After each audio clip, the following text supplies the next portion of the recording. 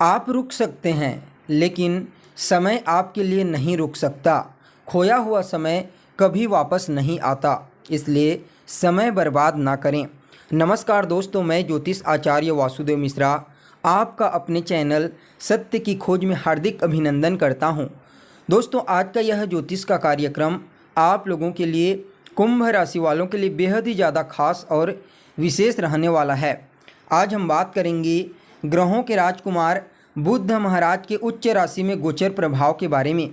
जी हाँ दोस्तों, ग्रहों के राजकुमार बुध महाराज अपनी वर्तमान सिंह राशि को छोड़ करके अपनी मूल त्रिकोण और उच्च राशि कन्या राशि में 1 अक्टूबर को प्रवेश कर चुके हैं। तो ऐसे में जानने का प्रयास करेंगे बुध देव अपनी उच्च राशि में गोचर करते हुए आपको किस प्रकार का परिणाम प्रदान करेंगे, आपकी गोचर कुंडली में किस भाव में गोचर करेंगे, कहाँ पर उनकी दृष्टि रहेगी और क्या फलाफल आपको देने में सक्षम रहेंगे, हर एक जानकारी पूरे विस्तार के साथ आपको बताएंगे। इसलिए दोस्तों, वीडियो को बिना मिस किए अंत तक देखिए ताकि आपको उच्च बुध के प्रभाव के बारे में बड़ी सटीकता के साथ समझ में आ जाए। तो चलिए फिर करते हैं शुरुआत और जान लेते हैं बुध महाराज अपनी उच्च राशि में गोचर करते हुए आपको किस प्रकार का परिणाम प्रदान करेंगे। दोस्तों, यह जो ज्योतिष का कार्यक्रम है यह आपकी जन्म की राशि चंद्र राशि पर आधारित है।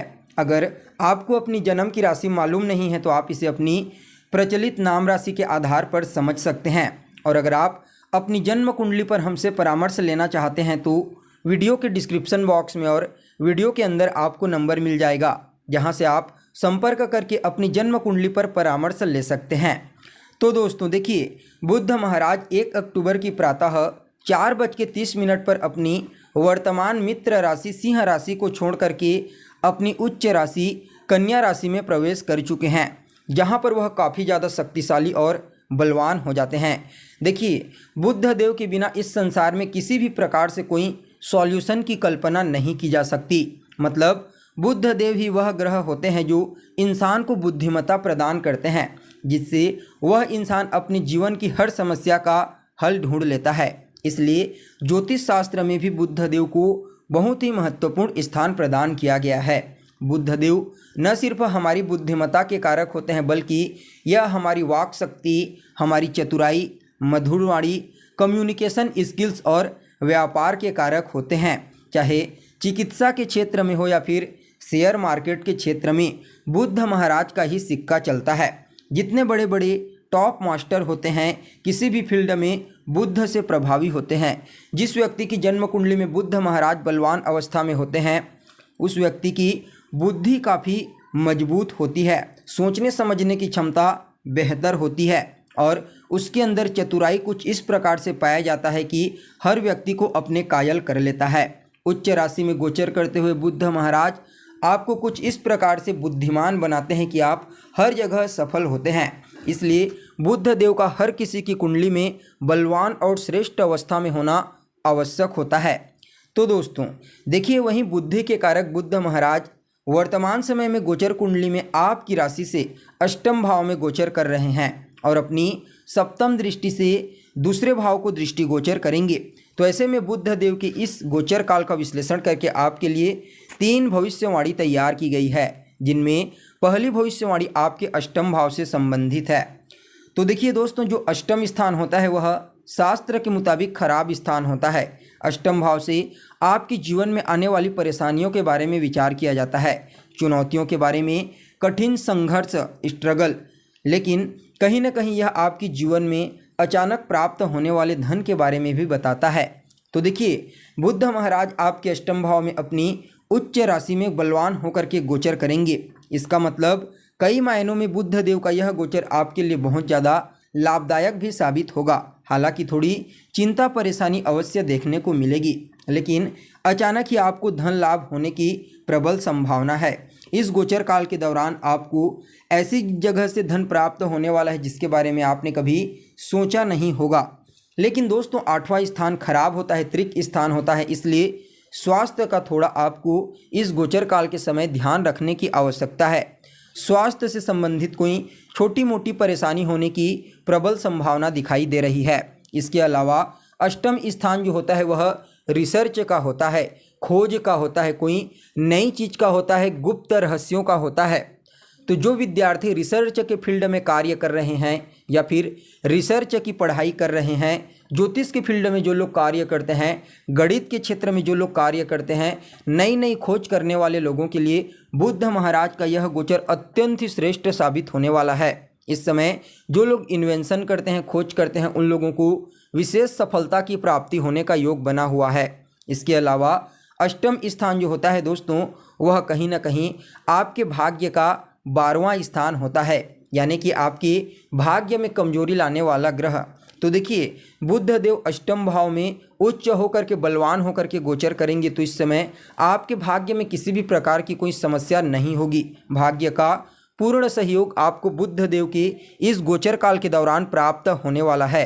बुध महाराज इस गोचर काल के दौरान भाग्य के सहारे आपको कई चीज़ें प्रदान करेंगी जो आपके लिए अच्छा रहेगा। लेकिन यहाँ पर एक बात का आपको विशेष रूप से ध्यान रखना है। जो नवम स्थान होता है दोस्तों, वह रिश्तों में आपके पिता का प्रतिनिधित्व करता है, जिसकी वजह से इस समय थोड़ी सी संबंधों में वाद विवाद होने की संभावना है। उतना ज़्यादा समस्या नहीं होगा क्योंकि बुध देव अपनी उच्च राशि में गोचर कर रहे हैं, इसलिए ज़्यादा कोई बड़ी समस्या वाली बात नहीं है। लेकिन फिर भी आपको अपने खान पान पर, अपने वाणी पर और अपने अहंकार पर इस समय थोड़ा नियंत्रण रखने की आवश्यकता है। तो आपके लिए बुध देव का यह गोचर काल बढ़िया साबित होगा।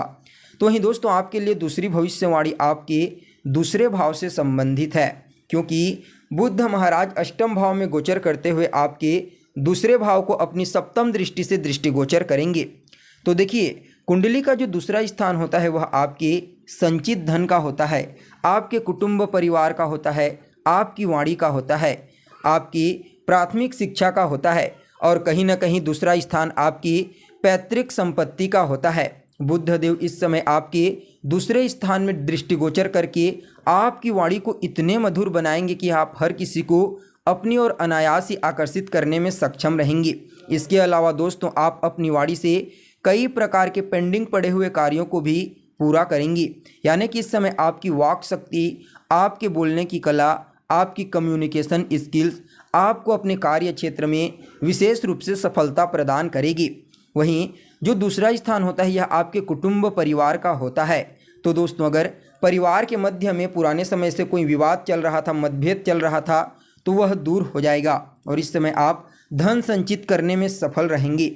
यानी कि कुल मिलाकर के देखा जाए तो धन के दृष्टिकोण से बुध महाराज का दूसरे स्थान में दृष्टि डालना आपके लिए अत्यंत ही श्रेष्ठ साबित होगा। किसी भी प्रकार की कोई समस्या धन को लेकर के नहीं होगी, आपकी आर्थिक स्थिति में सुधार होगा। इसके अलावा जो विद्यार्थी हैं, प्राथमिक शिक्षा ग्रहण कर रहे हैं, उनके लिए भी बुध महाराज का यह गोचर बढ़िया रहेगा। साथ ही साथ दोस्तों, जो दूसरा स्थान होता है वह कहीं ना कहीं आपके ससुराल पक्ष का भी प्रतिनिधित्व करता है। तो इस समय आपको अपने ससुराल पक्ष से भी विशेष लाभ की प्राप्ति होने का योग बना हुआ है, यानी कि दूसरे भाव से संबंधित जितने भी सकारात्मक परिणाम होते हैं बुध महाराज की इस गोचर काल के दौरान आपको प्राप्त होने वाली है। तो वहीं दोस्तों, आपके लिए तीसरी और अंतिम भविष्यवाणी आपके पंचम भाव से संबंधित है, क्योंकि बुध महाराज आपके पंचम भाव के भी स्वामी बनते हैं। तो देखिए, पंचम भाव के स्वामी बन करके अष्टम भाव में उच्च राशि में बलवान होकर के गोचर करेंगे और पंचम स्थान जो होता है दोस्तों, वह आपकी शिक्षा का होता है, आपकी संतान का होता है, आपकी लव लाइफ का होता है। इस समय बुध देव त्रिकोण के अधिपति बनकर के त्रिक स्थान में गोचर करेंगे। यह आपके लिए उतना अनुकूल तो साबित नहीं होगा, लेकिन फिर भी अपनी उच्च राशि में बुध महाराज गोचर करेंगे, इसलिए कुछ सकारात्मक परिणाम आपको प्रदान करेंगे। इस गोचर काल के दौरान परिवार और बच्चों को लेकर के आपकी चिंता बढ़ जाएगी। हालांकि आपके द्वारा किए गए प्रयासों का लाभ आपको मिलेगा, आपको सफलता भी मिलेगी, लेकिन कहीं ना कहीं मानसिक शांति और मानसिक अशांति और परेशानी बनी रहेगी। स्वास्थ्य को लेकर के थोड़ी चिंता रहेगी। आप अपने आप को अंदरूनी रूप से कहीं ना कहीं इस गोचर काल के दौरान कमज़ोर महसूस करेंगे, यानी कि आपकी आत्मशक्ति में कमी महसूस होगी। इसके अलावा दोस्तों इस समयावधि में दूसरों के कार्य में दखल अंदाजी करने से बचें, आपके लिए बढ़िया रहेगा। यह गोचर नौकरी इत्यादि करने वाले लोगों के लिए आकस्मिक ट्रांसफर की स्थिति लेकर के आएगा, जिसमें थोड़ी मानसिक अशांति बढ़ेगी।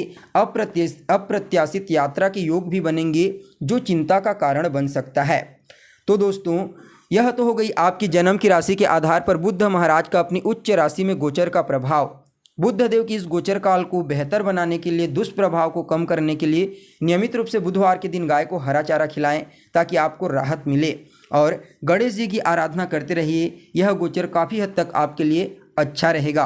तो दोस्तों कैसी लगी आपको जानकारी, कमेंट कीजिए, लाइक कीजिए और बने रहिएगा हमारे साथ। फिर मिलते हैं एक नए और ताज़ा एपिसोड में। तब तक के लिए नमस्कार।